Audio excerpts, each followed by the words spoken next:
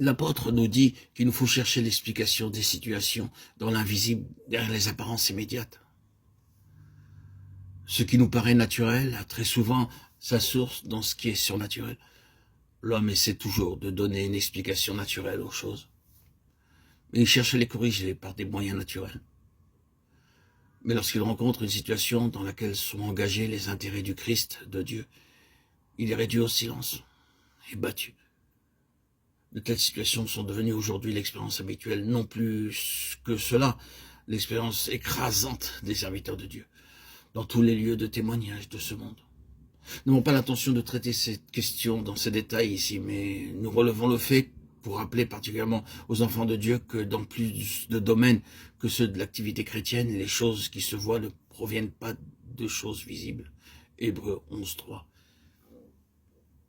Mais que des multitudes de choses qui, dans notre vie quotidienne, sont hostiles aux intérêts spirituels, doivent trouver leur explication derrière la scène. Soulignons encore le fait que cette union spirituelle avec Dieu, dans la valeur éternelle de la croix de Christ, signifie que notre valeur efficace et suprême est dans le domaine spirituel. Nous qui sommes des esprits divins, nous devons être fortifiés par le Saint-Esprit pour avoir en Christ l'ascendant et l'autorité sur les esprits sataniques et connaître ainsi quelque chose de plus que l'autorité terrestre. Assis ensemble dans les lieux célestes en Jésus-Christ, Éphésiens 2.6. Quant à notre esprit, nous devons apprendre à régner dans ce plus grand royaume des cieux, dont le royaume terrestre du millénium n'est qu'une représentation terrestre. C'est ainsi que Paul dit aux membres du corps de Christ, le dernier Adam, que ce n'est pas contre la chair et le sang que nous avons à combattre, mais contre les dominations, contre les puissances, contre les princes de ce monde de ténèbres, contre les esprits mauvais qui sont dans les régions célestes. Éphésiens 6.12. Le monde entier est soumis à la puissance du malin. 1 Jean 5.19.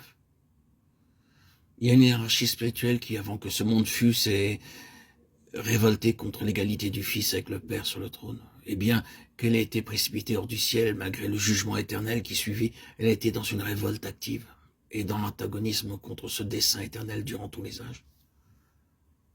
Satan s'est emparé d'un certain pouvoir juridique sur cette terre et sur la race en Adam par le consentement de ce premier Adam par lequel le dessein de Dieu aurait dû s'accomplir ici-bas. Combien de choses sont contenues dans ce passage de Éphésiens 6.12, dans ce monde de ténèbres contre les esprits mauvais qui sont dans les régions célestes.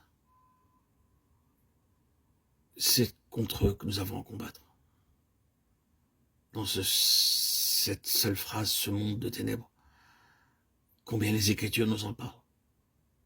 Il est toujours nécessaire, fondamental, d'avoir les yeux ouverts pour en être émancipé. La cause de toutes ces ténèbres nous est dite être les esprits mauvais qui sont dans les régions célestes. Ces mots traduits littéralement donneraient les spiritualités ou les spirituels, ce qui signifie des êtres spirituels mauvais.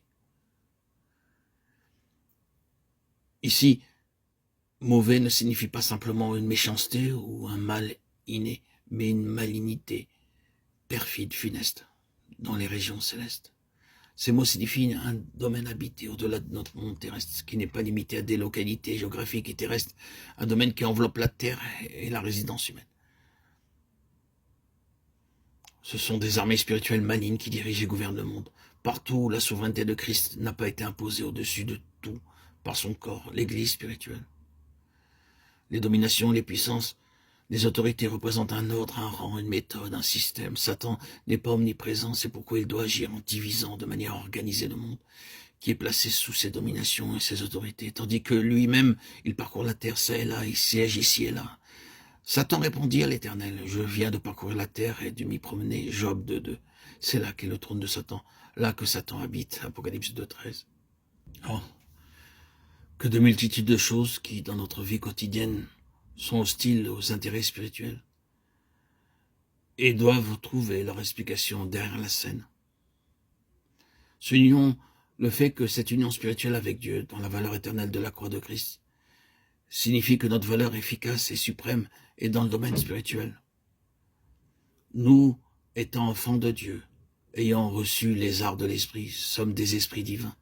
Nous devons être fortifiés par le Saint-Esprit pour avoir en Christ l'ascendant et l'autorité sur les esprits sataniques, les légions de démons, et connaître ainsi quelque chose de plus que l'autorité terrestre.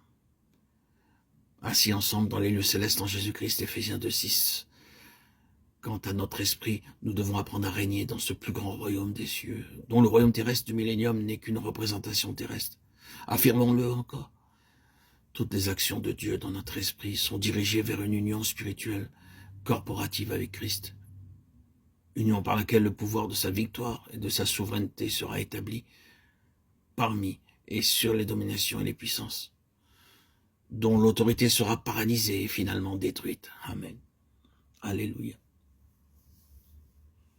Gloire à Dieu au plus haut des cieux et paix sur la terre aux hommes qu'il aime. À toi, Seigneur, tout honneur et toute gloire pour les siècles des siècles.